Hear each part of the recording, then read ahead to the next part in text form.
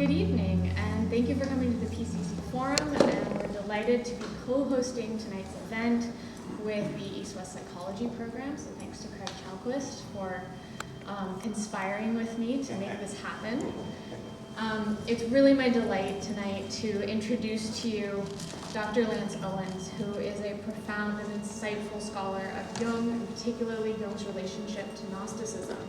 He's also a physician in clinical practice at the University of Utah, and he's also a practicing Gnostic priest.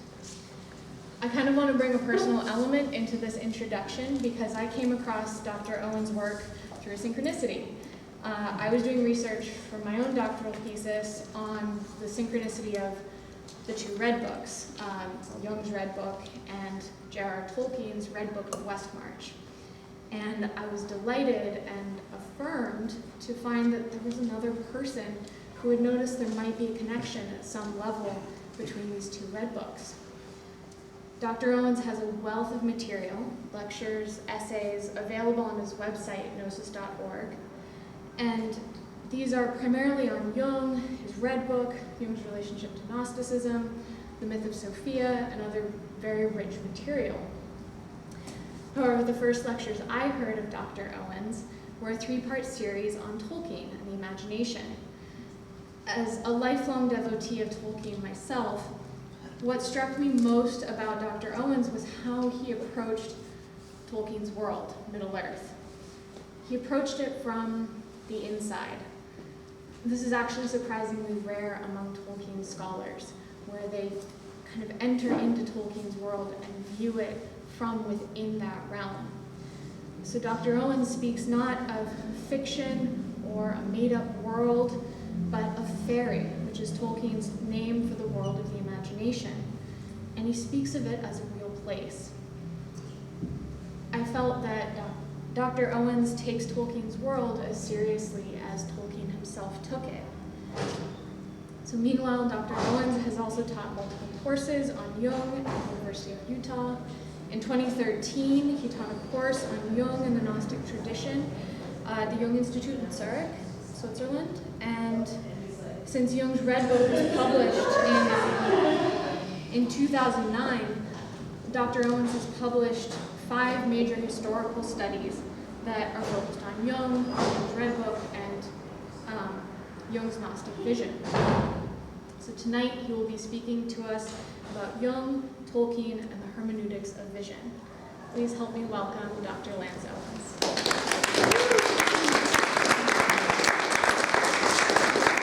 Let me just start with a shout out to Becca. The stuff she has done on the Red Book of Jung and the Red Book of Tolkien is excellent. One of her presentations that was done right here, right? Maybe a year ago. It's available on YouTube. If you haven't seen it, see it. It's good. So it was.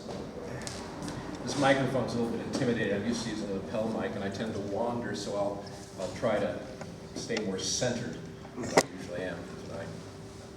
So I'm grateful to be invited to address this transdisciplinary forum. I was just saying before we got started, in our own studies, we sometimes get so far down our own caves, our own lines of inquiry, and lost in our own forests, and forces too, I suppose, psychic and real, that it gets lonely. And it's really nice to come out, to seek dialogue, not in our idiolects or in our syntax of our study, but to rise up into a dialogue, a semantics of understanding and meaning with other people. So I thank you for that opportunity. But of course, each of us who comes to a transdisciplinary forum comes from a discipline. We have our language, we have our history. And I come to you tonight as a physician and an historian. And those two things really are linked up. The art of the physician is in part an art of history. Physicians are students of a peculiar kind of history. The history of what happens to human beings. The events of nature suffered by bodies, by minds, by psyches, by souls. They all are part mythology that brings people to a physician. And every physician has heard at some point in their training that the most important part of making a diagnosis, of understanding why somebody has come for you, well, it's history. In fact, some people say there are three keys, and they are history, history, and history. Sometimes you have to listen, and listen, and listen, until you hear, or until the person you're listening to is able to give you the keys. In the listening to history, we look for patterns, patterns of understanding, maybe patterns of pathology, or perhaps patterns of health. There are those too. And as an ER doctor over the last, more than 35 years now, I have figured out that I've seen over 100,000 patients. I've heard lots of stories. You know, most of it falls easily into a diagnostic box or a common pattern of health, pathology, and life. Simple things. But amongst those thousands and thousands, and maybe over 100,000, there are a few cases that have branded themselves in my memory. They're so peculiar, so strange. They move beyond anything you could comprehend that could happen to a human mind, soul, body. Not many, but I remember those. And of course, in my own life, I've met some pretty strange things too. Maybe it's just because I'm strange. I like strange things. I'm interested in what happens at the margins of life, margins of consciousness even. So tonight, I want to share with you two of the most interesting case histories I have encountered. Human histories, human stories. The names of the men are well enough known, but the complexities of their struggles with visionary events are little understood. And one might think, hearing some of the details of their stories, that they were just crazy. And you know, when you get to the fringes of things as a physician, and you hear things that don't fit patterns, that is often what happens. I see this a lot in clinical medicine. Crazy story. Must be a crazy patient. Goes in the crazy box, and you move on. Don't do that with the story of Professor Tolkien and Dr. Jung. Let me just give that general introduction. John Ronald Tolkien was born in 1892. He died in 1973. He was a professor, really distinguished professor of Anglo-Saxon language at Oxford University, where he also studied as an undergraduate. But, or should I say, and of course, he is also the best-selling author of the 20th century. He's making a big dent on the 21st as well right now.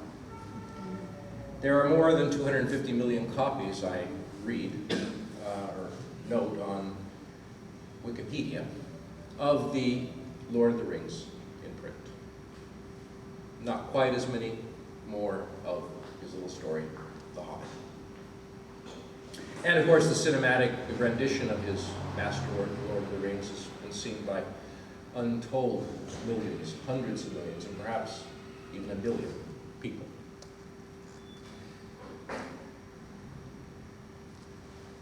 Carl Gustav Jung was 17 years older than Tolkien. He was born in 1875. He died about 12 years before Tolkien in 1961. He was a physician. He was a professor at the university in Zurich as well. And he is known as a psychiatrist, or an alienist, as they used to call him. I love that word, an alienist. We don't say that so much anymore, but it seems quite appropriate for a psychiatrist.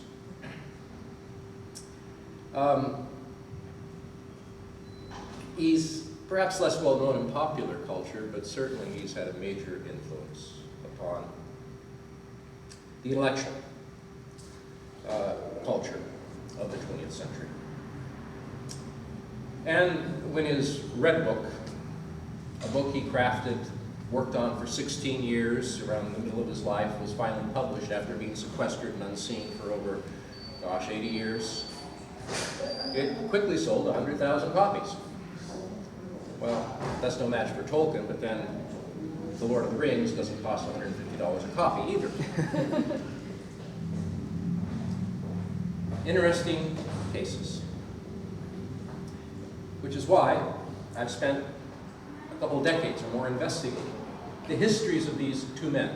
Probably more like 3 decades with Jung and maybe a couple decades with Tolkien. Repeatedly listening to what they wrote and said, digging out the details, examining the private and primary accounts they left behind, and trying to comprehend what happened to the consciousness of these two men.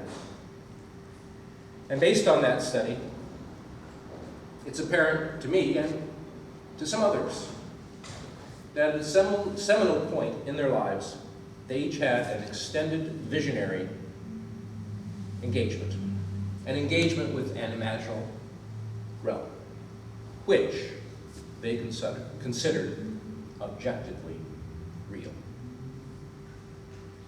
They both struggled throughout the rest of their lives to record and to interpret those experiences. Both stories, these histories, have something to tell us about the expanse of consciousness. They present paradigmatic cases that expose a rare realm of human cognition, consciousness, experience, or maybe more broadly stated, what it is to be human life. A study of their primary experiences and their parallel hermeneutics of those experiences opens new paths for understanding creative experience and the mystery of human consciousness. So let me start by giving you a little bit of an overview of what I see as parallels between Jung and Tolkien. Talk about those strange words, vision and hermeneutics. And then, with that out of the way, let me tell you some strange stories.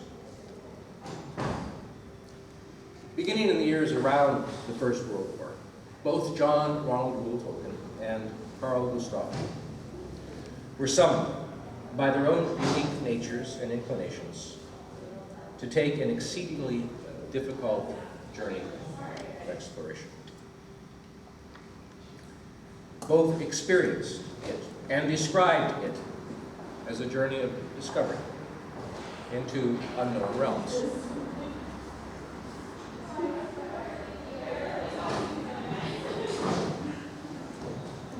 But it was not a journey taken in terms of time or temporal space. It was a passage across the quotidian borders of reality into the atemporal realm of imagination. Jung and Tolkien each ventured into a world revealed by vision, or imagination, or fantasy, and each man employed all of those terms to describe what had happened. There, however one defines the visionary there, they met a reality, an independent, autonomous, objective fact. And it, there, had a story to tell. They both felt they had discovered something precious, something vital, alive, something of signal importance, something they needed to share with the people of their time. And each man kept private accounts of his experiences, records of what he had seen and heard in his interactions with the imaginal. Both men labored for decades with meticulously crafted primary manuscript accounts of this experience. And strangely enough, as we've heard. Both men ended up calling the records of what they brought back from their explorations of the imaginal their Red Book. During life, neither man finished or published his full record, his full account. Dr. Jung and Professor Tolkien recognized that their experiences were far from ordinary. What had happened to them was so strange, so rare, so non-ordinary, that they struggled throughout their lives to find a way of explaining it. What words could one use to explain the reality of an imaginal world opened by vision, to vision, in vision? They toiled trying to find a way of revealing, or at least interpreting their observations to others. They both searched the annals of history for accounts of similar events, paradigms that might indicate similar experience. And by the end of their lives, neither man felt he had succeeded in his efforts to have his experience understood. Nonetheless, both Tolkien and Jung affirmed in unequivocal statements that what they had discovered was indeed a living fact, a substrata of consciousness, or an inherent natural function of consciousness, a province of experience intimately involved in life and in the story we call human history. It was, they both declared, the spring of a creative power that moved and transformed history. How does one understand such experiences, such affirmations, such human lives? How did they understand themselves? How will we interpret them? These are the basic issues I've been dealing with, the questions I've been asking myself for many years. Jung and Tolkien and the hermeneutics of vision. Strange title. I love it. The hermeneutics of vision. Vision and hermeneutics. Let's start with vision. Language is rooted in human experience. The history of words harbors a chronicle of experience. And, of course, vision. Vision is a word with a legacy.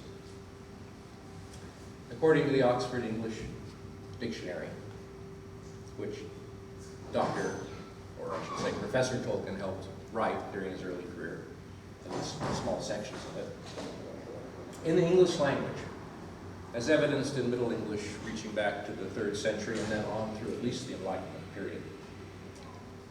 In usages, the word vision predominantly meant, and I quote here from the OE, something which is apparently seen otherwise than by ordinary sight, especially an appearance of a prophetic or mystical character, or having the nature of a revelation, supernaturally presented to the mind, either in sleep or in an abnormal state. The action or fact of seeing or contemplating something not actually present to the eye. Of course, we do look out through the eye's window at a physical world and meld things seen with our conscious perception. And that is what vision now, of course, most commonly means. Looking out through the eye and seeing physical reality. But when our attention turns and we look in, what are we seeing? What are we envisioning? How do we interpret a vision? Something which is apparently seen other than by ordinary sight. Do we simply deny it any relevance to life? call it meaningless, declare it a sensory aberration. Are things seen within with the second sight, in vision, merely phantom shadows of outward reality? Do we pathologize this experience if we allow it happens?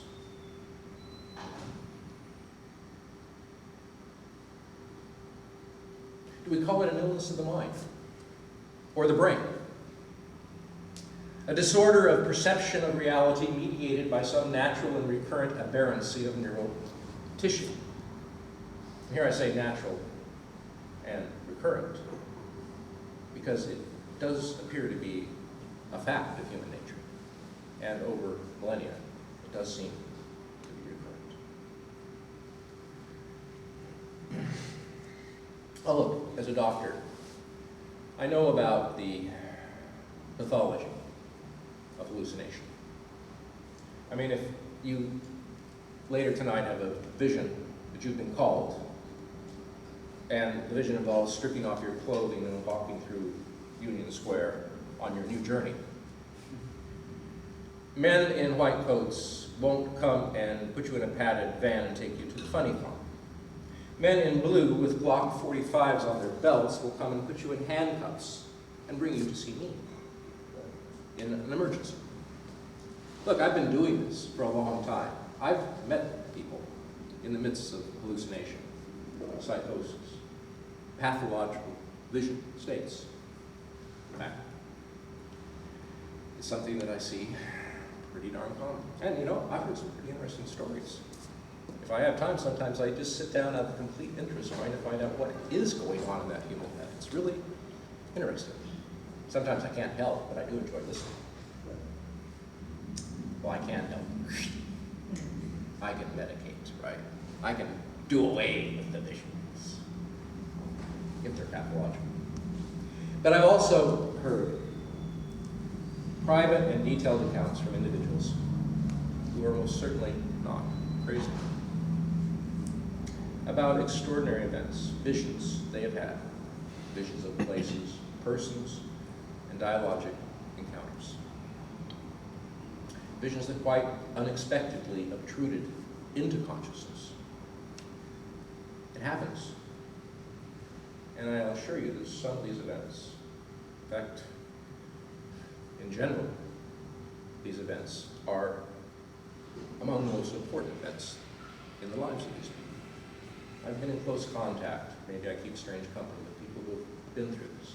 And these sometimes are the signal and orienting event in their lives. Not necessarily recurrent or continued, but signal events. And I know a little bit about that. So we have to step back from the pathologizing and find that special domain of vision that I'm speaking about here. And I should also add, when these events happen, people often relate them in religious or spiritual traditional formats.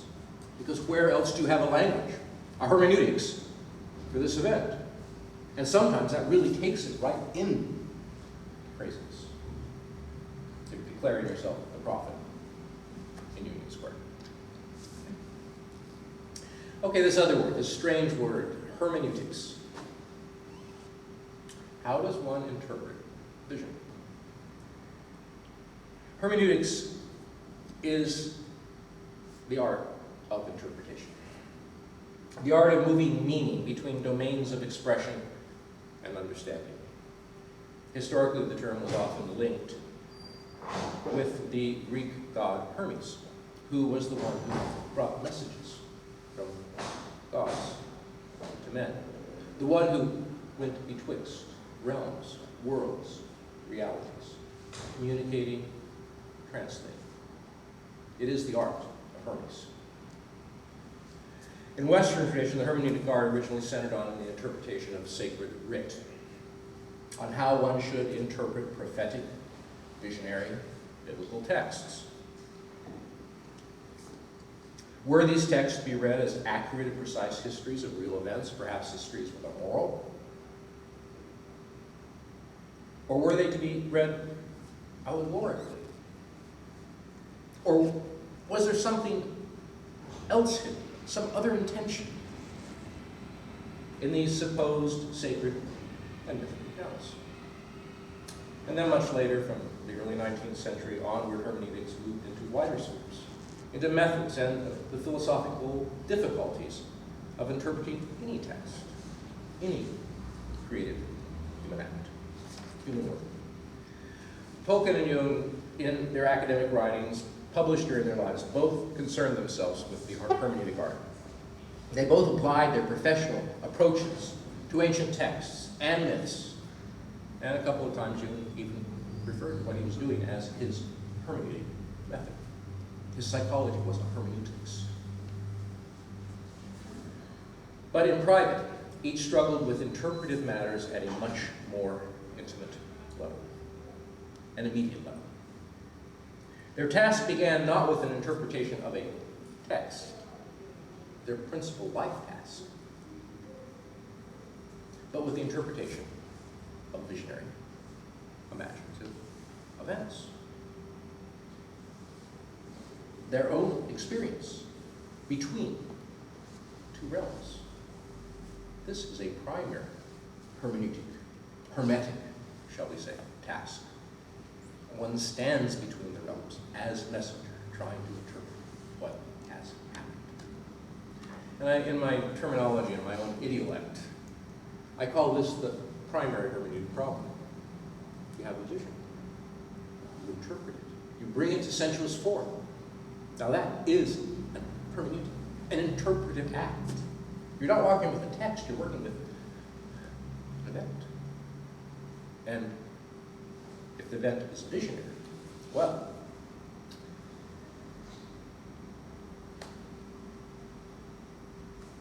how do you record it? How do you represent that properly? But then there, of course, is the next problem, and Tolkien and Jung both dealt with this. Having brought the visionary experience into some perceptible form, into some composition of word and image, how did one then interpret the resultant thing, the resultant act, interpretive act, the sensuous concretization or concretization of vision or fantasy or imagination? What is it? Second level. Was it a revelation? Is this a revelation text? Is it a myth? And secondarily, is that then the source of all myth? Was it art?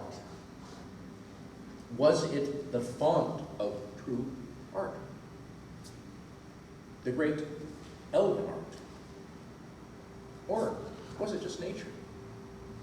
Was it the nature of human beings to sometimes find themselves standing between two realities, linking and interpreting dimensions, one seen inwardly, one seen outwardly? Was this a natural function of consciousness? Even if the function had, as Jung suggested when he was at Oxford in 1938, atrophied in our age. In fact, when he was at Oxford, Tolkien's University in 1938, he really suggested if these things aren't happening to us, it may be that a human function, a natural function, is atrophying in our age. And then, going through that level, those levels, primary and secondary, we come down to a real personal problem. How did one interpret oneself?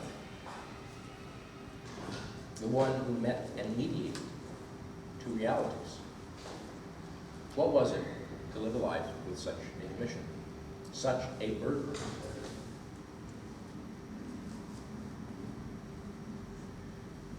And both men independently struggled with that as well. It was a tough gig. And not many people understood. The story of how they dealt with these complex issues, and I assure you they both did deal with them, and they consciously dealt with them, could fill a long book. I mean, I have every good damn thing written. But tonight I can only give you some brief glimpses into this most peculiar tale. glimpses into two humans' struggle with vision and its interpretation. Okay, let's tell stories. With that prologue. That's the sort of approach I've been taking to the account I'm going to try to give you now.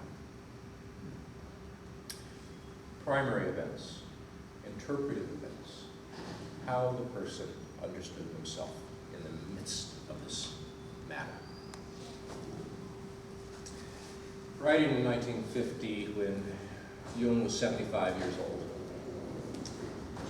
he explained his situation 40 years earlier, at the threshold of visionary experience that produced his Red Book.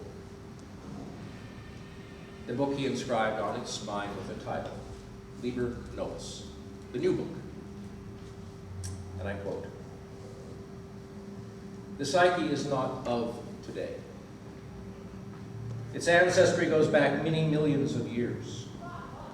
Individual consciousness is only the flower and the fruit of a season, sprung from the perennial rhizome beneath the earth. And it would find itself in better accord with the truth if it took the existence of the rhizome into its calculations. For the root matter is the mother of all things."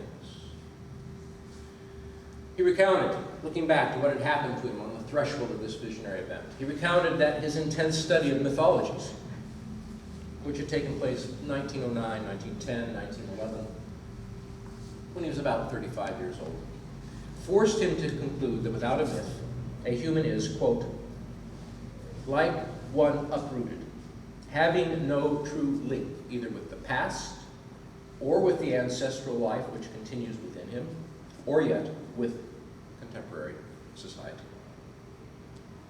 He continued on.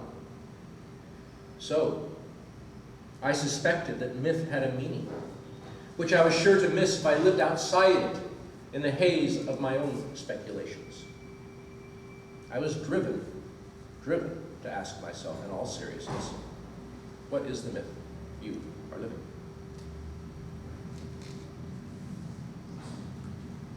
I found no answer to this question, and had to admit that I was not living with a myth, or even in a myth.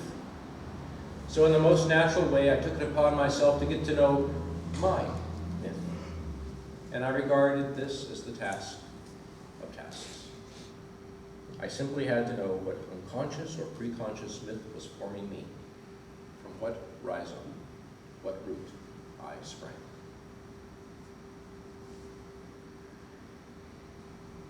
Beginning in the fall of 1913, when he was about 38 years old, and continuing over the next several years, he confronted this portentous task of tasks. He later described it as a voyage of discovery to the other pole of the world. Or in other words, the place where the mirror image begins. And he found his myth. He found his rhizome, the root from which he sprang, and more, and more. He met the story of an age at its end, and a new epic began. A startling myth. He called it My Secret Knowledge for 40 years. Okay, what happened to him? That stuff I just read, that stuff, people know that. He wrote that, published 1950. The question was, how the hell did he find his myth? What happened during these years? Biographers, and there are many, many biographers, have looked at this period and said Jung had a psychotic break. He was mad. Henry Ellenberger, who wrote The History of the Unconscious, which, if any of you are interested in consciousness studies, if that's not on your reading list, put it there. Ellenberger described it more kindly. He called it a creative illness. What the hell is a creative illness? Didn't make that clear. I mean, Jung had it. It was one. If it was one of those, was he ill? I mean, Did he need, like, drugs to fix his illness? Creative illness. Pathologizing. Still. Only since publication of the Red Book in 2009, which publication was accompanied by 1,500 incredible notes by Dr. Sono Shamasani, one of the most amazing editorial apparatuses I've ever seen. Contextualizing this entire book, giving outlines of what had happened to you, and then referring into all the vast spectrum of his work. Only until that publication in 2009, or only after, have we really had any idea of what did happen. At the age of 38, and around 1913, Jung had been a doctor for 13 years. He was a psychiatrist. I should add that he had had an openness to hypnagogic experiences. He'd come from a family where there were people who had had visions, including his maternal grandfather, who was the head of the Swiss Reformed Church in Basel. He was a visionary. His mother had seen spirits walking in the house at night. These are events he was aware of. He was a country boy, he was a farm boy, lived outside Basel. These things were known in his culture, rural culture. He'd been a psychiatrist in 1913 for 13 years, and for the first 9 or so of those, he worked mainly at the Berkholzli Hospital outside of Zurich with psychotic patients. He had heard lots of stories. He had had a brief, it was brief, 5 or 6 year misadventure with Freud. Years in which he determined that they saw things entirely different. He had split with Freud, and he was on his own, and he came to the conclusion he didn't know what was going on. As he said, all of my theories, I had to accept that all my theories, all my conceptualizations were wrong. I did not know. That year in October, as he was struggling with these things, many things, October 1913, this is about a year before World War I broke out. He was on a train going to his mother-in-law's house, Schaffhausen, and he had a vision. The train entered a tunnel, and he was looking at a book, and suddenly before his eyes, what he saw was a vision. He saw a vast wave of blood covering all of Northern Europe, all the way up to the Alps. And in that sea, in that wave, he saw civilization, bodies, houses, floating, destroyed. He says the vision lasted about an hour. The same thing happened again 2 weeks later when he was on the same journey to visit his mother-in-law. Same tone, same thing. The man thought, as a psychiatrist who had worked with psychotic patients for 13 years, and neurotics and just normal people too, that maybe he was doing a schizophrenia, as he called it. Maybe he was threatened with a psychosis. He had had visions. He went searching through all of his own story, trying to remember dreams, trying to figure out how he could understand this, maybe even abort what might be a psychotic event. Finally, he knew he just had to give in. He just had to see what it was that was petitioning him. And so on the night of the 12th of November of 1913, he sat at his desk, he reached in to the drawer, he pulled out a journal that he had not written in for 11 years, and he addressed his soul. It's one of the most heart-rending verses I've read. And it starts, my soul, where are you? Goes on. He was petitioning some contact. And then he determined that he had to just wait and see if he could get a response back. For 25 nights he sat there, trying to turn off outward consciousness. He knew that dreams indicated that there was activity when consciousness was turned off. Could he, in awakeness, remove himself enough from his concentration on the outer realm that this inner thing would show itself? Words started coming, soul words. Words like, look into your depths. Hear the depths. This went on for about 25 days. He had some dreams. It got to a point where he felt like if he could engage a fantasy deeply enough, that maybe a fantasy might lead to more fantasy. And so he told it, the only time he spoke about this stuff publicly, I know about, in 1925, to a private seminar. He told them, what I did is I imagined I was digging a hole. I had a shovel. And I would sit there imaginatively at my desk, I'm just sitting here, in my mind, closing off the outward world, concentrating on the shovel and the hole I was digging. Dig. Dig. Dig. Feel the shovel. Look at the dirt. Feel the motion, the muscles moving about the moving. He was sure that a fantasy would lead to more fantasy. Finally, he got to a point, and it opened up. He saw a passage. He thought it was an entry to an old mine. He walked through the passage.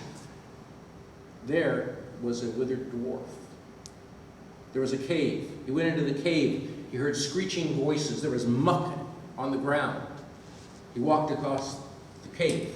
He saw a gem of light. He picked up the gem. He looked in, and through the gem was covering up an orifice, a hole. He looked in, and there was this river. And in the river floated by the body of a dead hero, followed by a scarab, followed by a sun deep in the water. And then he saw snakes, thousands and thousands of black snakes come down the walls, surround the sun, and then blood came surging up from the hole. And that was the end of the vision.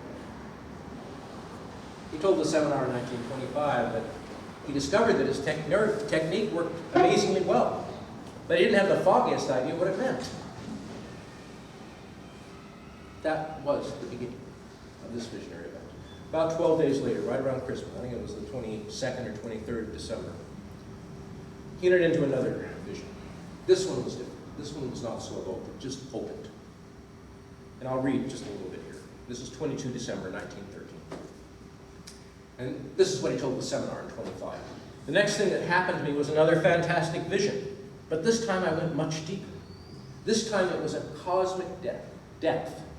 It was like going to the moon, or like the feeling of descent into empty space. In his Red Book, in Liber Novus, he recounts the vision. Here I quote from the Red Book. I lay, and this is his account. This is a primary hermeneutic, right? This is his recension of what he saw, what happened to him, as he wrote it. I lay in a dark depth. An old man stood before me. He looked like one of the old prophets. A black serpent lay at his feet. Some distance away, I saw a house with columns. A beautiful maiden stepped out of the door. She walks uncertainly, and I see that she is blind.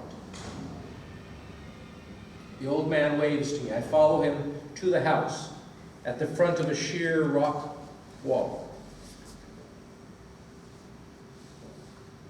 The serpent creeps behind. Suddenly a door opens on the right, onto a garden full of bright sunshine. We step outside, and the old man says to me, "You know where you are?" Jung replies, "I am a stranger here, and everything seems strange to me, anxious, as in a dream." "Who are you?" And the man answers, "I am Elijah, and this is my daughter, Salome." It goes on.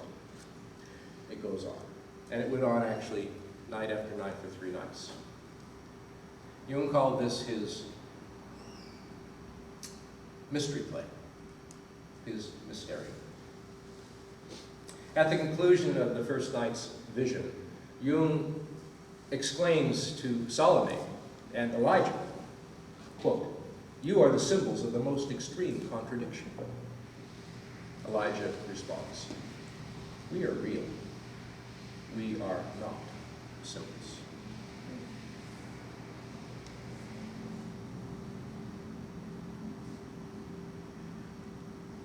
Several years later, Jung penned a psychological reflection on this stuff. 10 years later, private, once again unpublished, trying to talk about who these figures were. And he said they're certainly not intended allegories. They have not been consciously contrived to depict experience in either veiled or fantastic terms. Rather, they appeared as visions. He called it his mystery play. Later on, Tolkien described this sort of experience as entering a fairy, entering a Farian drama. And we'll get to that quote in a little while. Just remember, entering a Farian drama, the mystery play. For the next 2 months, Jung voluntarily entered into these depths, almost nightly.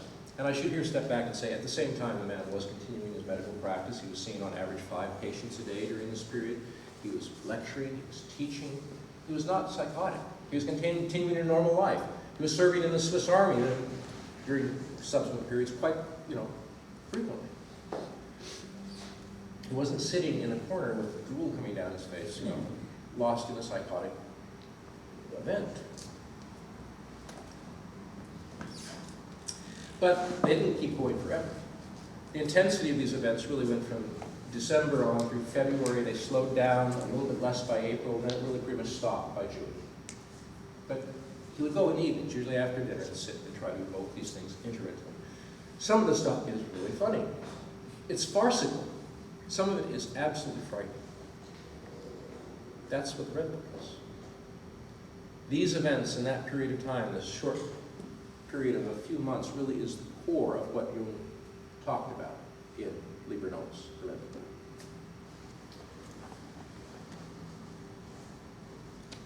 In his commentary on this material, which he wrote, this is the primary hermeneutic. Then he started doing the interpretation of what this had happened. And 9 months later, he started trying to figure this out. And this is what he said, trying to explain what had happened. He said, if you remain within the arbitrary and artificially created boundaries, you will walk as between 2 high walls. You do not see the immensity of the world.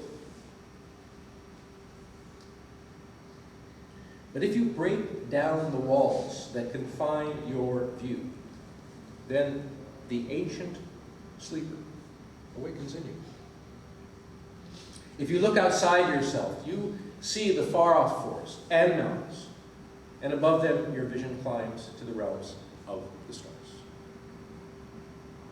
And if you look into yourselves, you will see, on the other hand, the nearby as far off and infinite, since the world of the inner is as infinite as the world of the outer.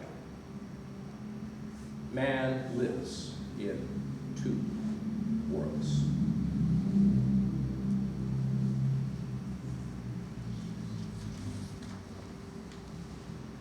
He spoke of what he was doing, this primary hermeneutic, this trying to record the visions. And in the very introduction of the Red Book, he gives this. He says this, speaking about, his attempt to express what had happened.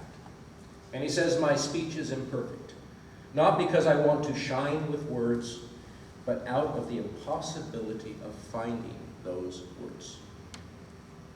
I speak in images. With nothing else can I express the words from the depths. I speak in images. With nothing else can I express the words from the depth.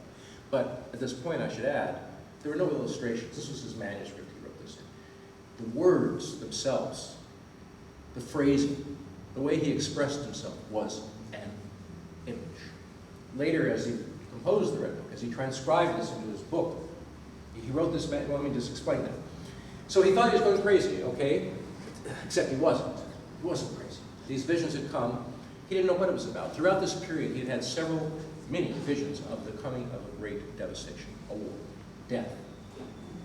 And then in August of 1914, the First World War broke loose. And he saw at that moment that what he had been through actually was part of a cultural moment, a human moment. That what was happening in him was an expression, perhaps even revelatory, precognitive of events that were about to transform his land, his continent, his world. And it was at that point that he decided that this was an important work, that he had to do something with it. He wrote the manuscript, he wrote the commentary over the next months, 1914, early 1915, and then he spent 16 years trying to transcribe this material into his big red book, with art, with imagery added to the image of his works. 16 years. And during all this period, he was also doing something else. He was looking for those who might have shared a similar experience. Paradigmatic cases. Anything to indicate that what he had quite clearly experienced, this visionary realm, was a human experience, and that there were records that he could use to relate what had happened to him. By the early 1920s, he wrote this book to others. He thought he would publish it. It was only by the early 1920s he realized it was absolutely impossible. There were people around him who thought he should publish it, and he saw it was impossible, that no one would understand this. No one could understand what had happened. And it was at that point he really slowed down and then ended his transcription, his attempt at the art of the Red Book. He worked 16 years and did not finish it. He only entered about 2/3 of the manuscript material he had composed into the artistic, calligraphic, illustrated big red book, Liber Novus, the new one. Then he went on to what I would call a secondary hermeneutics. He had to develop a way of approaching such events in history, in his history, in human history. He thought it was vital to do so. And he spent the rest of his life working on that hermeneutics, that interpretive act of bringing people into an understanding of such events in history. Looking for the paradigmatic cases, and he laid out a number of them. He was a historian, a physician who was an historian looking for the history of this experience. And if you read his collected writings, I mean, the Yoga Sutras of Patanjali's, the Meditations of Ignatius of Loyola, Meister Eckhart, these are all texts. Kundalini. These were the things he was studying and looking at, trying to understand what had happened. And at the very beginning of his looking, he thought he had found an analog of his experience in the ancient writings of the Gnostics, heretics, so-called, visionaries, creating new myths at the beginning of the Christian age.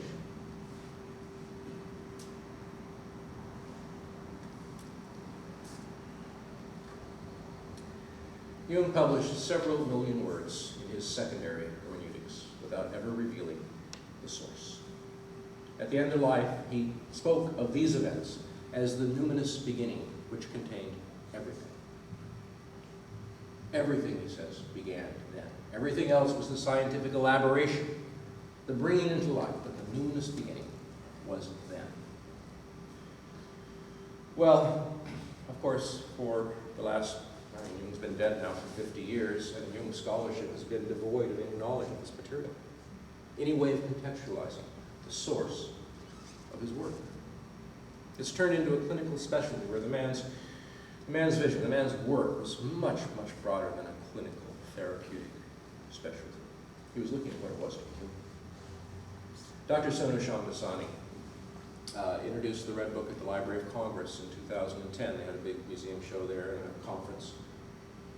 And Sonu gave an amazing talk. And again, it's one of those things you can't find on YouTube if you go looking. And Sonu talked about Jung's approach to Blake and Swedenborg, visionaries, and compared Jung's approach to these individuals, what he'd said about them. And then he concluded with these words. This is what Dr. Shamdasani said. Quote, if, as Jung claimed, Dante and Blake clothed visionary experience in mythological forms, could we not pose the question, did Jung in turn attempt to clothe visionary experience in conceptual, psychological forms? If so, the power and significance of his work does not reside in his concepts, which are familiar to us, but in the visionary experience which was at the back of it. End quote. Dr. Shamdasani is the Phillips Professor of Jung History at the University College London. He's in his mid-50s now. He is certainly the most knowledgeable historian of Jung I know. He spent more than half his life involved in this stuff. He spent now 20 years working on the Red Book, Jung's diaries from this period, his collected writings thereafter. What was the man's conclusion? The power and significance of his work does not reside in his concepts, which are familiar to us, but in the visionary experience, which was at the back of it. The visionary experience, the primary experience, and the primary hermeneutic, as opposed to the secondary elaborations.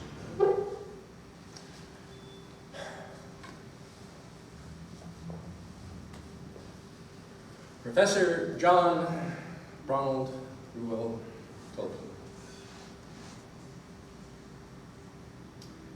One of the most common questions I asked by fans of Tolkien and by people involved in Tolkien studies is, did Tolkien believe in elves? And I've been asked that question a few times. People know of my interests. And I have an answer. No. Tolkien did not believe in elves. Tolkien knew elves. He had met many. He knew their names. He knew their stories. He knew their sorrows. He knew their elf heart. And the question that usually follows up to that is, what you're saying then is, Tolkien was crazy? You see, that's the box. Where do you put this experience? And that's why I think, when you have paradigmatic cases, you need more than one. Otherwise, it's what I call the chop suey problem. It's the sui generis. It's just one of a kind. Well, what kind is it? It's that one kind. You need to bring things into context, into that transdisciplinary dialogue. You need to look at these human experiences side by side before you can start contextualizing. My gosh, it's not just the one of a kind, it is the human kind. Does that make sense? That's why I found it so critically important to look at these two figures and their approaches together. And believe me, I'm not trying to force this stuff together.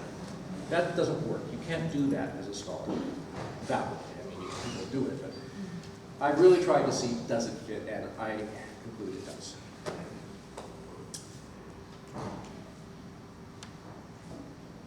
So what happened to Jung? Excuse me, I do this quite often. What happened to Tolkien? Change channels here. So what happened to Ronald Rule? And what was his hermeneutics of vision? And here I'm going to abbreviate. It's painful for me to abbreviate. I'm going to exercise infinite compassion, or at least focused compassion tonight, and abbreviate. Tolkien had some interesting experiences as a young man, too. Some people are more visual, as Tolkien wrote in later life with their visionary experience. Some are more auditory. Jung said exactly the same thing in what I'm going to say. And early in life, Tolkien really had an amazing sense of language. When he discovered as a young teenager the language Anglo-Saxon, he felt he actually already knew it. It came to him just quite naturally. In those same early years, maybe later teenage years, he started experiencing what he called his ghost words. Ghosts, Tolkien was interested in words. He was a philologist by profession. The word goes all the way back into European roots. It's in Sanskrit as well. Ghost, it means a spirit, a soul. A spirit word, a ghost. Soul word. And these words would come to him. They'd come to him fully formed, and they'd come to him with meaning. He explained later on that most frequently they came as nouns, but there were adjectives, fewer verbs that would come. Earni, ein, vala, illuvitar melko, varta, sirimare, elbareth ilfonia, luthia, new words. And he imagined this was in some unknowable manner an echo of his own original language. He kept a notebook with him in later years. When these words would come obtruding into consciousness, he'd write them down, he'd write down the meanings, and then as a philologist, he'd try to figure them out. Figure out what other words are related to them, how they evolve. And the words evolved into complex languages. And then Tolkien became convinced that language was related to a mythology. That languages were formed in mythologies, meanings were involved and related to mythologies.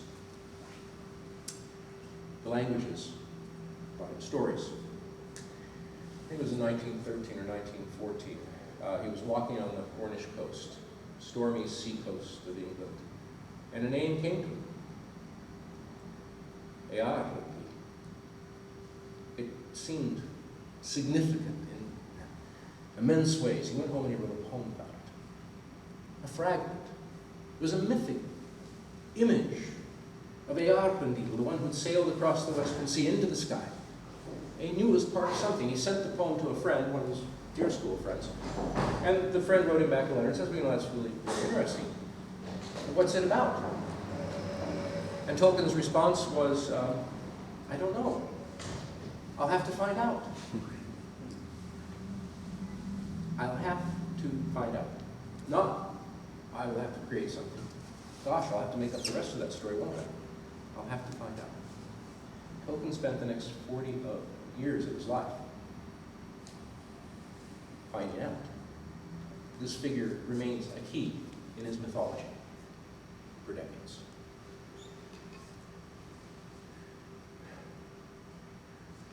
Many things open at this time. And Becca's talk covered some of this stuff very well. And also I have about 5 hours of Tolkien lectures online which are illustrated. I have some of the illustrations of things he was doing during this period. If you're interested in this, go looking there. You can find more. By 1915, after he graduated from Oxford, he was deeply in love, he married, and he got sent to war. In July 1st, Lieutenant Tolkien was at the Somme. At the beginning of the Battle of the Somme, the most horrendous sacrifice of the First World War. In the first day of the battle, 20,000 British soldiers died. Over the next 4 months of the battle, there were over 1 million casualties, over 250,000 dead, although the exact numbers not really known. And they were dead and lying, wounded over 500 or 600 meters of French mud. Tolkien saw it all. He was a signal officer. He was at the fronts trying to communicate the carnage at the front to the commanding officers at the back. He witnessed it. 2 of his 3 best friends died at the Somme. Tolkien, at the end of October, really as the battle was winding down, almost over, became ill. He started developing high fevers. He was diagnosed as having trench fever. It was an unknown disease, marked by high fevers and aching joints. It was thought to be, now we think it was probably conveyed by something carried by the lice in the trenches, of which all of them were infested. And he was sent home to England, to hospital. At that moment, the Elven mythologies really opened. He began writing. He had a little school notebook, and in December, while he was in hospital, he started writing the first of his Elven stories. They're called the Lost Tales. They're not complete stories. They're not literary works. They're condensations of things that were working on him. And some of those tales stuck with him. They were foundational to everything he did thereafter. One was the story of Beren and Luthien, a man who fell in love with an elven princess. And to win her hand, had to win back a stolen gem of life.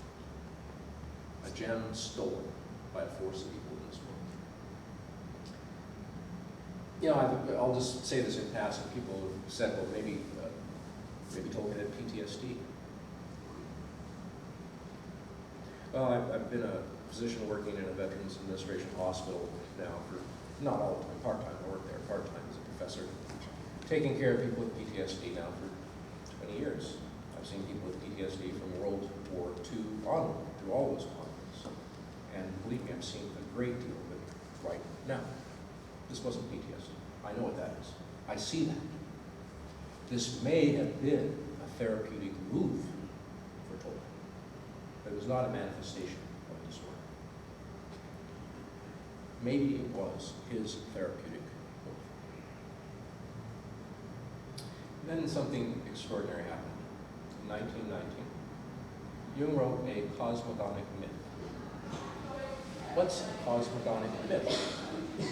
It's like a story of the coming to consciousness, the coming to being, the coming to reality of the world, of us. You don't run into these very often. I should add, in 1916, Jung did exactly the same thing. He also wrote an amazing cosmogonic myth. These are the sources of religions, the key texts of religious movements. And I must say, he called it the Einurung, the music of the gods. And I've read this myth again and again, and I must tell you, and I can't go into any of the details here, I know of only one myth in history that coincides with this myth, and that is the Manichaean myth, the myth of the prophet Mani. Say no more than that, other than send you looking if you want to go look. Speaking of the stuff that was happening much later, he wrote in letters, he said, of these things, they arose in my mind as given things. As they came separately too, so the links grew, and absorbing, though continually interrupted, labor. Yet always I had the sense of recording what was already there, somewhere, not of inventing. Not of inventing. And what did you think he was doing in those early years?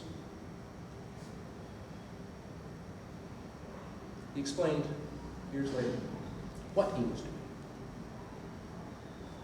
I had a mind to make a body of more or less connected legend, running from the large and cosmogonic to the level of the romantic fairy tale, which I would dedicate simply to England, to my country. In another letter, this is 1950, in another letter, 1956, he said that the venture he had undertaken was precisely to restore to England an epic tradition and present them with a mythology of their own. He was trying to create a mythology. You remember mythology? Finding a mythology? Living, needing a mythology? He felt England was a mythology. But what's a mythology? Isn't that a given thing? Received from past, from history, from peoples, from ancient times, from ancient superstitions. Aren't myths sort of canonical? Tolkien was trying to fracture canon, fracture the sense of a canon of myth, a new myth, or a new time for his people. This is what that young man back from the war, writing those myths, moving on for the next 20 years writing, was thinking. He worked into the night on these things.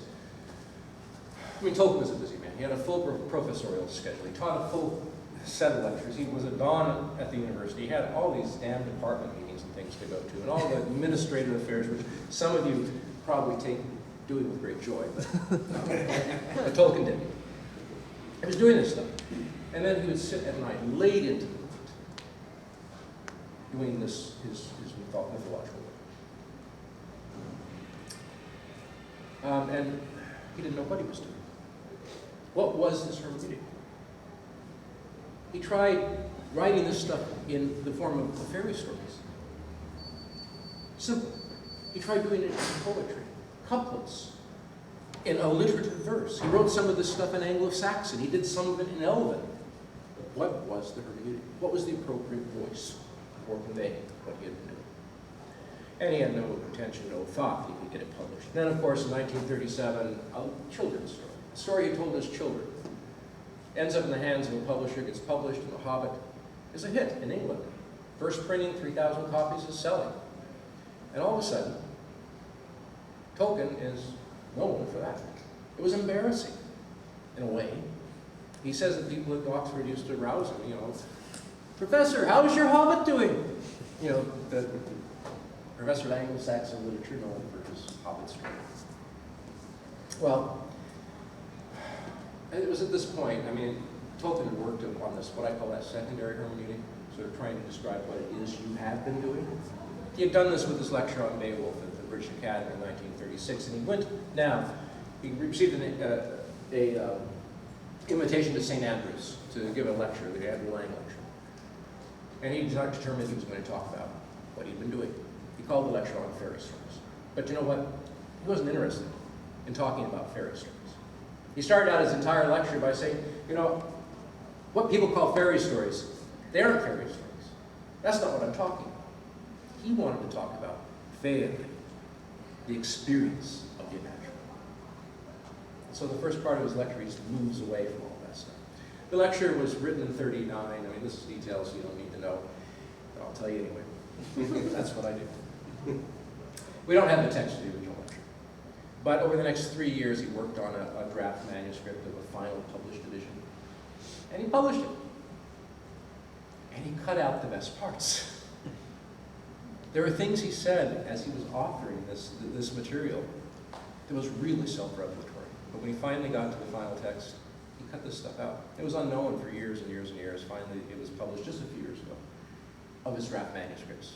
Verlin Flieger and I think Anderson went through and they edited all this stuff out. And the stuff he said is amazing. The stuff he was afraid to say in public. And it's really, it's a key text. There's another key text that I can't get to tonight, but I don't know. This is a key text. He started the draft introduction, the one he didn't use. And he said, the land of fairy is wide and deep and high. In that land, the man may perhaps count himself fortunate to have wandered. But its very mystery and wealth make dumb the traveler who would report. The fairy gold too often turns to withered leaves when it is brought away. All that I can ask is that you will receive my withered leaves, as a token at least that my hand once held a little fairy gold. That my hand once held a little fairy gold. Well, cut that out. But I love that line because you know what Jung said about his early experiences? Let me just read you. This is what Jung wrote in his end of his life about his early experiences. He said, I felt that sometime or the other I had passed through the valley of diamonds, but I could convince no one that the specimens I brought back were more than pieces of gravel. You see that parallel? You've been there. What you bring back. How difficult it is to interpret. Well, let me just read you some excerpts. This is the material where, see, Tolkien has done this primary stuff. He's done the recension of his myths for years. Now he's talking about what I've done. I just have a few more minutes to go through this stuff. So he asked, what is fairy? What is fairy? And once again, he's not talking about fairy stories. Fairy would be equivalent to what Jung would call the collective unconscious. The realm, archetypal realm, imaginative realm. So he says, what is fairy? It reposes in a view that the normal world, tangible, visible, audible, is only an appearance. Behind it is a reservoir of power, which is manifest in these forms. If we can drive a well down to this reservoir, we shall tap a power that can not only change the visible forms of things already existent, but sprout up with a boundless wealth of forms of things never before known, potential but unrealized. Later in the notes, he puts in this other thing. He starts talking about this fairy drama. He said the difficult task was to enter this fairy realm and see it. And see it, and he quotes, in action and being as we see our objective world, with the mind free from the limited body. A fairy drama. To see it as we see our objective. We see that immediacy of vision. To enter a fairy drama, free mind,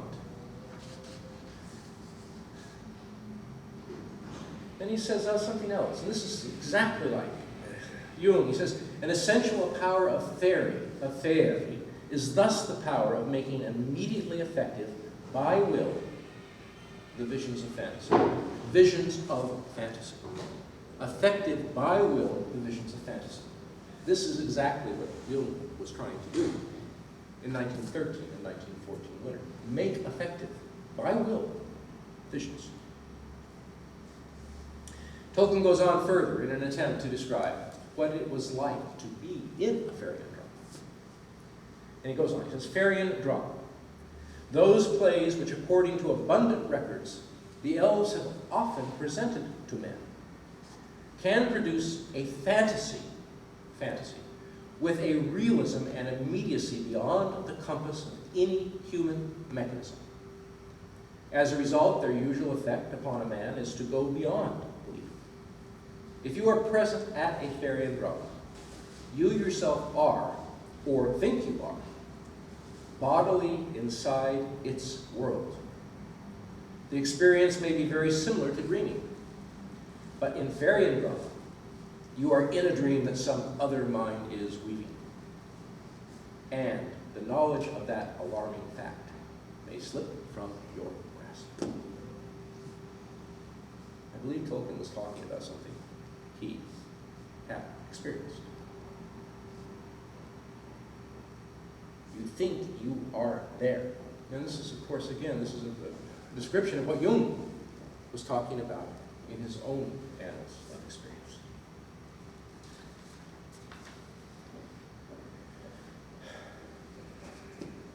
Did Tolkien know elves?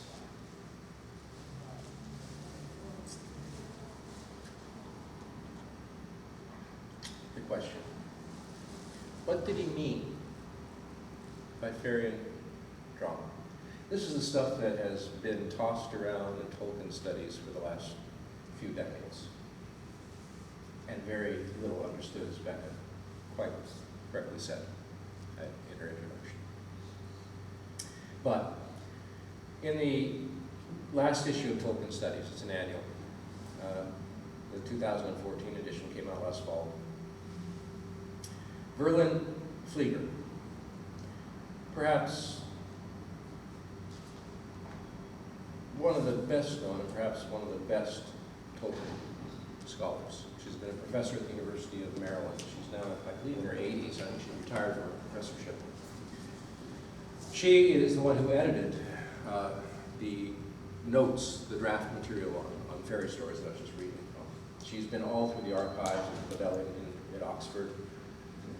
An amazing scholar, and a cautious scholar. But from the very beginning of her books, it was clear that she saw something about Tolkien that others weren't. And she finally did it. She finally said it. She wrote a paper called, What Did He Really Mean? And in that paper, which if you're interested in Tolkien study, you should look at, what she said is he meant what he said. He said lots of things, but when he said this stuff about elves, about visions, he meant it. It didn't happen. Oh, she's a cautious scholar. She's a little soft on the edges of some of those affirmations. But then she gives this final quote. It's well known to most Tolkien scholars. It was written by a woman who knew him well, who worked on translations for Middle English with him. A long-time partner. And she gives this quote, written by this friend of Tolkien's. I said to him once, "You broke the veil, didn't you? And passed through." Which in fact he did, and which he readily admitted. No wonder, therefore, that he could recapture the language of the fairies. You broke the veil and passed through, which he readily admitted. Pass through. What does that mean? Consider his comment. The power of making effective by will the vision of fantasy. Perhaps that is what he meant. Just in closing, in summary,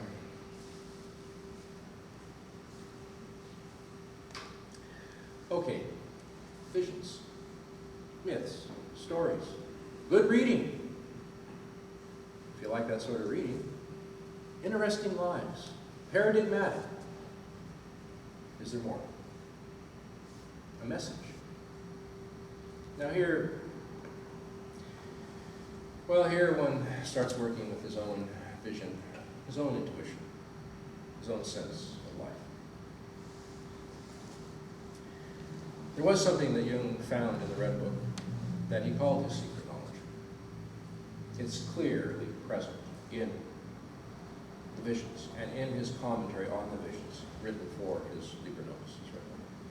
And I wrote a long paper on this that you can find online called Jung and I, if you want to go looking for it. Jung had seen in his visions not only the coming of a war, but the coming to an end of an age. He felt that we had actually lost our myths. That a new myth of consciousness, a new myth of what it was to be human, maybe what might be called a new type of God story, was about to begin taking formation. He saw that in human consciousness there had been major ages. He called them Owens, periods of thousands of years, reaching back 6,000 years. The Christian age, the third age, was coming to an end. We were at a time of catastrophic danger. If we did not face the fact of the imaginal, of the vision, which is our nature, of the stories in us which in this age are trying to come to the surface, be known, be heard, be found, be written, and perhaps be in truth, we were in trouble. Late in life, he said, the world hangs by a thread, and that thread is the psyche, the soul, and its imaginal words, languages, forms, myths. And you know, Professor Tolkien worked on his mythology for 40 years. It grew from foundation in layers through ages to a third age. This book that has sold 250 million copies, been made into movies, seen by untold hundreds of millions of people, is about the end of an age. A task, a conflict.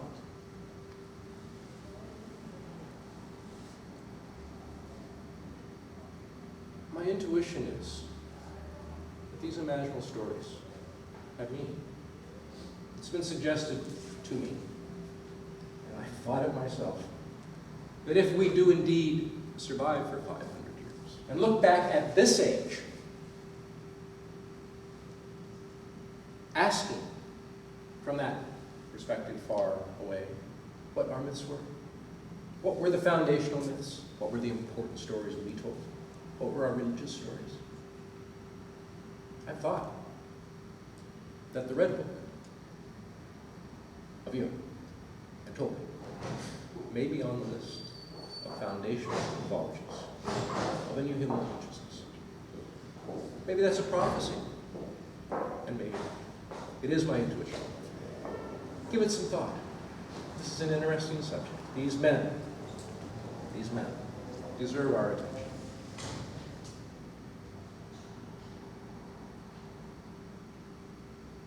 At the doorway of Shelob's lair in The Lord of the Rings,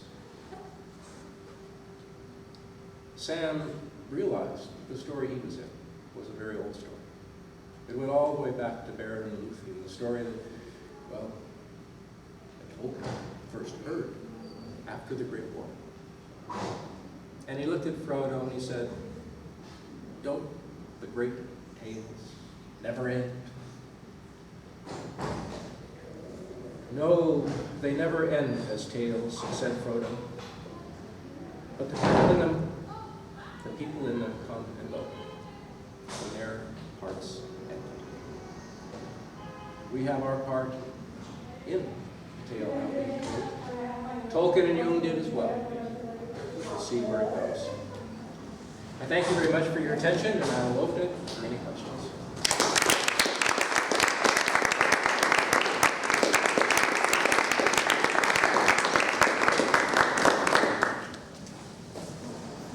Any questions, any comments? I warn you out. I mean, I guess an obvious one is about the gradations within various interpreted, contextualized experiences. With imaginal realms, you mentioned words like psychotic and pathologies, and it seems also a question of containership within the interpretive mediums you were discussing, because maybe what is safe at one moment for an individual to be in an experience and feel is real for them, maybe is not safe in another context. So I'd be curious about playing with that duality we still tend to hold separately. Wow. Yeah.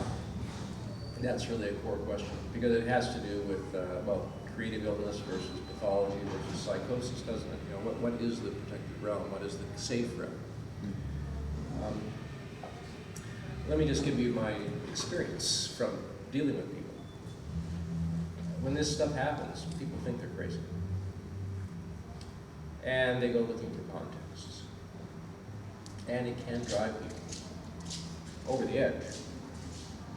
If they can find a context or a contextualization for what's happening to them, it gives them space. It gives them a safer space.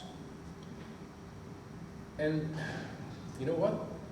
That's one of the reasons I'm standing here talking to you about this stuff, is to give our age contextualizations. As I look at a room of people, as many as are here, I suspect some of you had experiences like this. And you probably didn't have context for it. We need contexts, other than I am the new prophet, or I'm psychotic. Jung really was a psychiatrist in his trouble. So I'm not suggesting that these are easy events to tolerate. When Tolkien came back from the Great War, he was writing these myths. He was in a hospital with men who had PTSD, men who had shell shock, as he was known, men who were wounded seriously in mind and body, all around him. And he was doing his mythology, writing these tales at that time. And maybe that was his there. So I don't know that a person should go looking for this stuff. And then I would also step back and add that Tolkien, at the end of his life, said some things which would indicate that he felt an experience such as he had had of that depth and magnitude only happens once in a generation.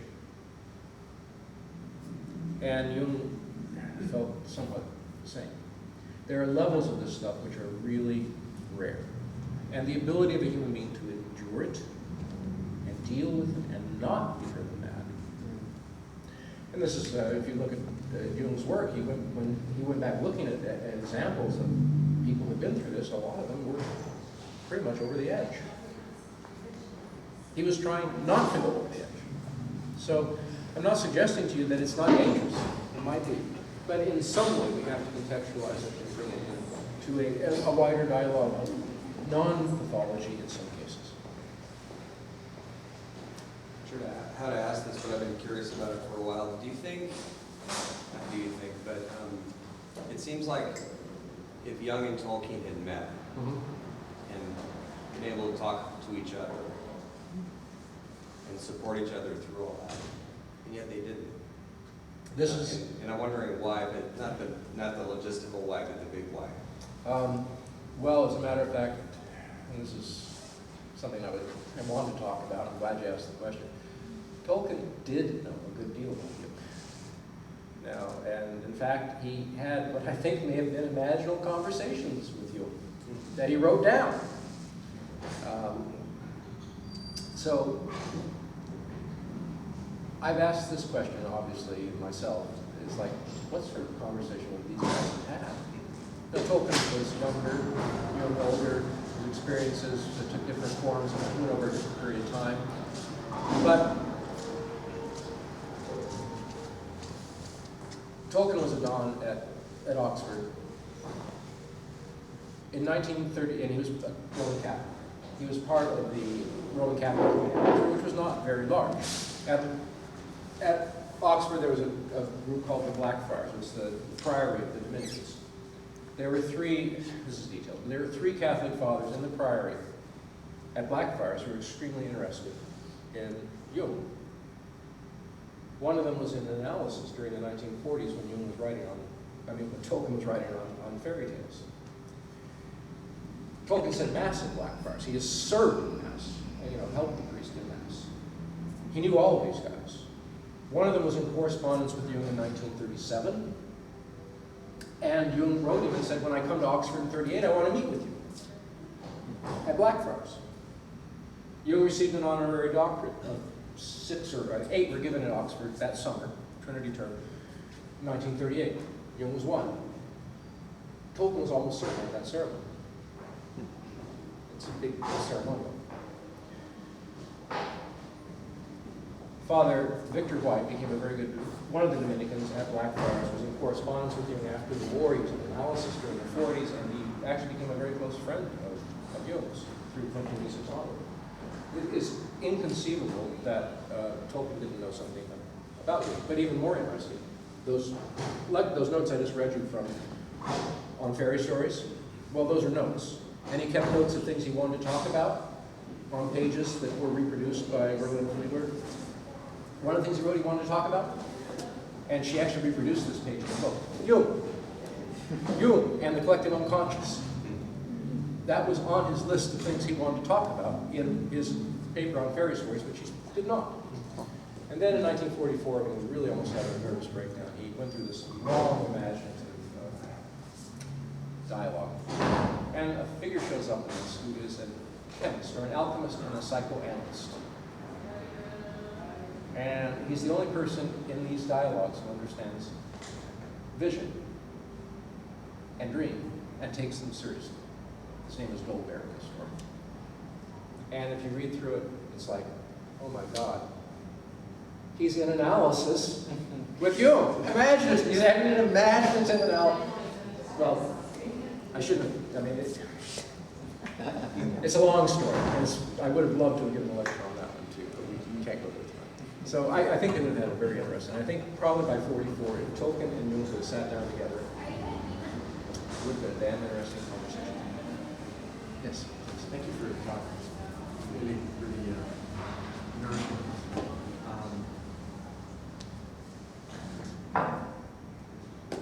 Just ask a question.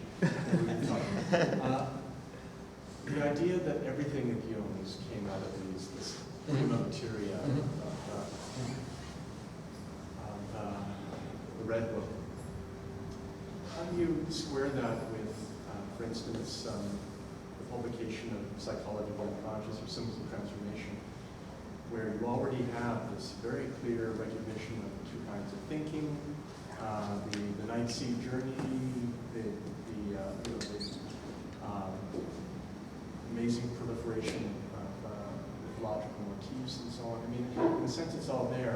I'm not pretty sure about the original Psychology of the Unconscious as compared with what became Symbols of Transformation. Yeah, well, the CW5, the published version, he did rewrite that. Yeah. And the original version, you can get that, it's on the internet actually, and it's much... Spain's translation. It's a little bit different, yeah. It was actually... Beatrice Hinkle was the translator. Yeah, she was the translator back. It was published in 1916 in the Psychology of Consciousness. It's a little bit more primitive. So what I'd say is, Jung was thinking about this stuff a great deal. And obviously, but this, if you read the original volume that he wrote in 1912, it is chaotic. The guy is in chaos, and he felt he was in chaos with this material. It's just like this and that, and here and there, and this myth and that myth, and mother myths, and, sacrificial myths, it's all there. And that's why I read that quote that he wrote in 1950, the revised edition of the Volume 5. And he says, I was dealing with this stuff, and then I had to figure it out. So I think Jung was working with all this stuff probably from the time he was 4 years old, dealing with it. He had been in a period what Dr. Shamdasani calls a period of self-alienation. And the period of self-alienation started really as he got out of medical school, into his psychiatric work, his early relationship with Freud. He was really but he was still working with this stuff. And when it got to the fracture point, he had to go back in. So a lot of the concepts were there, but when he starts the Red Book, what he says is, I have to give up with my concepts and I have to go to the original experience. And that's what he did then. So I think that what came after the Red Book period is immensely more complex and deep than the chaos of the first book. Well, although he thought that was his entry. That was the beginning. That's when it became clear to him that he had it. Maybe like a coronal dream. Yeah, it was. That's exactly how he saw it. Yeah. That's a good question.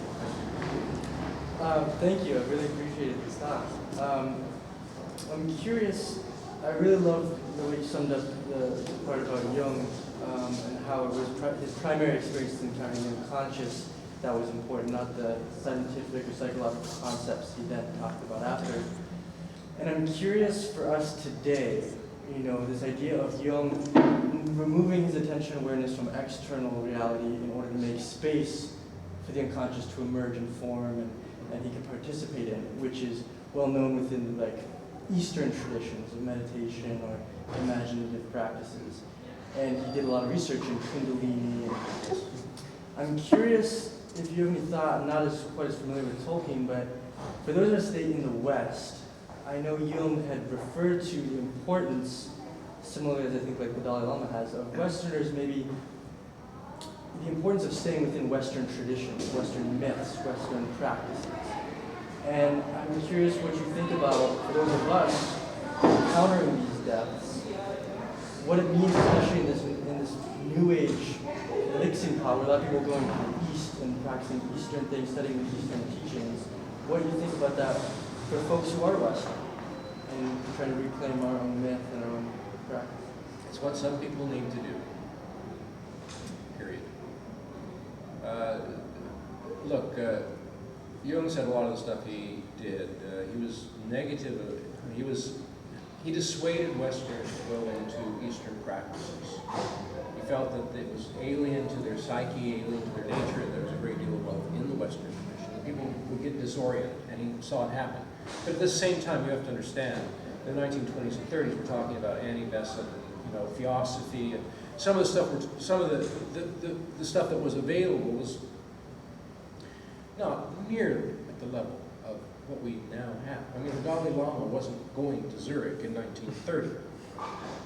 You weren't having authentic, teachers at these levels coming to the transdisciplinary dialogue. We're in a different stage right now of our cultural interchange. And I think we've matured also culturally, which allows some of those openings to occur in ways that they did not occur for the British neurotic showing up in Zurich in 1928. So I think that if that's where it goes for you, that's where it goes. However, the whole idea of transdisciplinary or of East-West dialogue is critical. So yes, you go. What do you bring? And what do you bring back? What's the interchange? I think we really are growing. And so that you can't just take it one way or the other.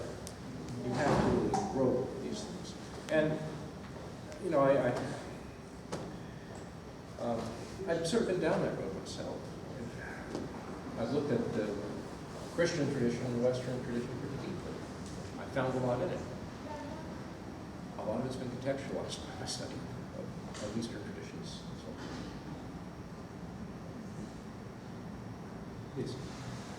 I love this phrase that you use of Tolkien didn't believe in elves, he knew elves. And the thought that came to mind as you were saying that is even